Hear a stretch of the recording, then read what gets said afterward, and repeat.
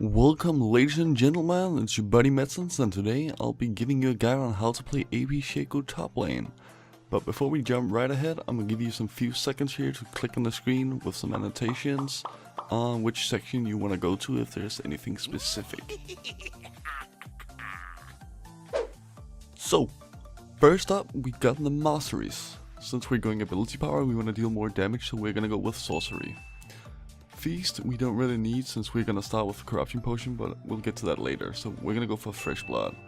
We wanna go for natural talents since a little bit of AD in the beginning is pretty fine to have, and ability power is not something we wanna avoid, so we'll grab that as well. We're gonna go for battle trance because whenever we actually do trade with the opponent, we usually do a kind of burst trade. We don't want to have a sustainable fight. For the cunning, we're gonna go with Savagery to make it easier to last hit minions.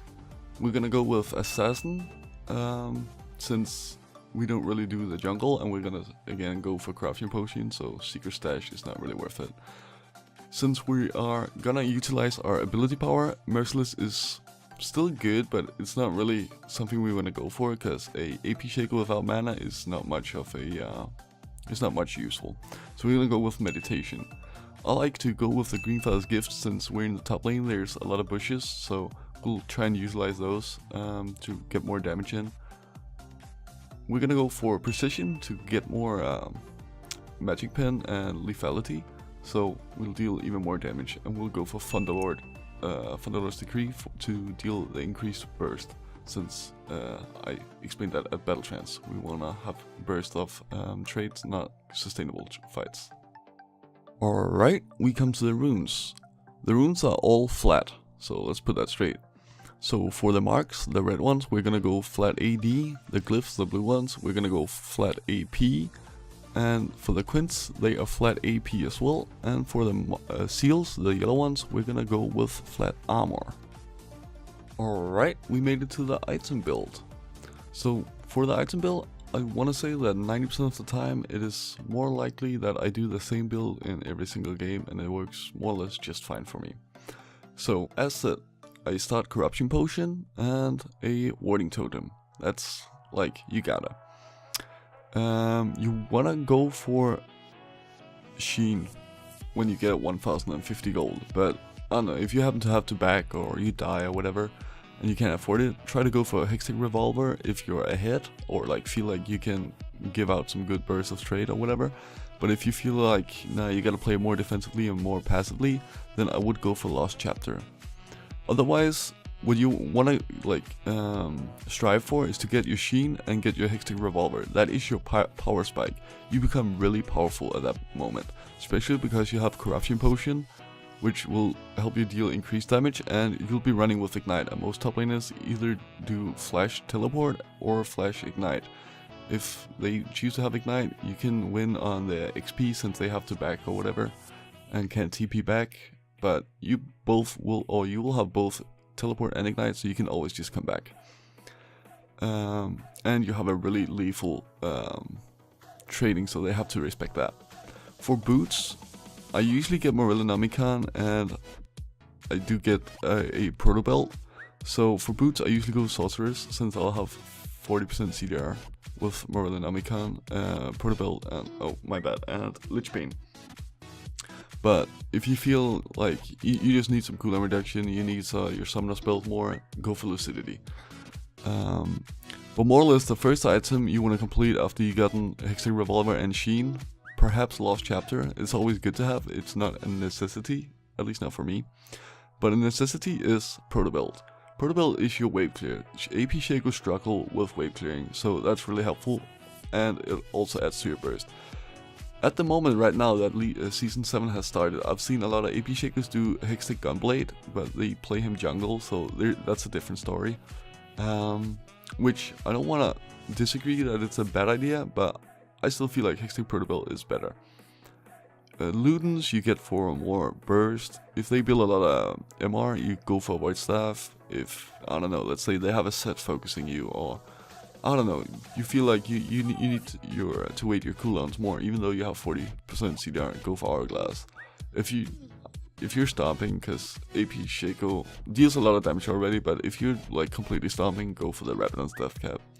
There's not much else to say about the build. But really, the build revolves, here comes the worst pun. It really revolves around the Hextech Revolver. So try and get that in the Sheen, and you can start some trades like heavily and more or less always go all in and win the trade. There's no stopping you. So almost last but not least, I want to talk about when it's efficient to pick AP Shaco for top lane and when it is not. Who you're gonna struggle to go up against and who you'll most likely have an easier time. I don't know if it's common sense, but any kind of ranged champion you'll pretty much struggle with. I want to say Jace, Kennen, Teemo, and especially Gangplank. This might sound stupid or weird, or I don't know, because in the beginning I always thought I could beat him. But a GP will always just Q onto you, and once he gets the Sheen, if you try and place a box or whatever, he's gonna kill that like instantly and there's nothing you can do. If you step forward, he'll poke you with his Q. If you don't, he'll throw down barrels that you most likely can't do too much about, and you get poked down that way and shoved into turret and you'll lose out in CS. But easier opponents would probably be someone like Riven, Yasuo, Aurelia, Puppey. Any kind of like melee champion that has to get up in your face, because if they try to do that, they'll most likely lose to your boxes, your ignite, your corruption potion, and all that ticking. Now, the way I play Shaco, I actually use the recall animation a lot just to try and bait my opponents in. Usually, if they're not that smart, it's kind of commonly known, whatever your opponent want to do, you don't want to let him do. So if I want to back, they don't want to let me do it, so most likely they'll try and stop me and they'll get baited into a box or something like that. If they're smarter opponents, you can actually Q like the last split second at your recall, and they might think that you recalled, and you'll have a moment of surprise. Might, I don't know, get an edge that way. Also, you can dodge skill shots with your ultimate. That's kind of difficult to master because there's a little delay from when you actually ult. But that way you can avoid damage or skill shots or whatever. Also note that whenever you pick Shaco for top lane, most likely most people will think on the enemy team will think that you're jungle, and a lot of the times they'll try and pick Lee Sin to counter you. If you do, or if they do pick Lee Sin and he comes into your lane, try and gank you. Which most junglers don't really bother to gank Shaco, since he can always just Q away and be safe that way. But at least then will feel cocky and be like, yeah, I counter you, I got this or whatever. He'll most likely Q to you, and if he reactivates his Q, you can jump to wherever a box is and perhaps turn the fight around that way. Keep in mind, if he Qs to you and you stand on top of a box, you can, for instance, right away just ultimate as he gets feared by the box and you Q away, and most likely he won't have vision on the real one and he will fight the clone or something like that. Better players will know whenever you use your clone or like your ultimate to have a clone, and you'll most likely send your clone in to take the damage or whatever, and they'll go for you. But that's against better players. But to counter that, it's kind of like why I love Shaco is the mind games. So against better players, I actually like more to run away with the clone and stay with the real one, because most likely they want to chase the clone, which in like commonly thought that would be the real one. It's kind of risky. It's kind of, you have to feel out your enemy, your opponent, how good he is or she is. But against worse players, you can probably just send your clone right onto their target, like make the clone dive, something like that. You can deal a lot of damage that way. You can easily dive as Shaco once you hit 6.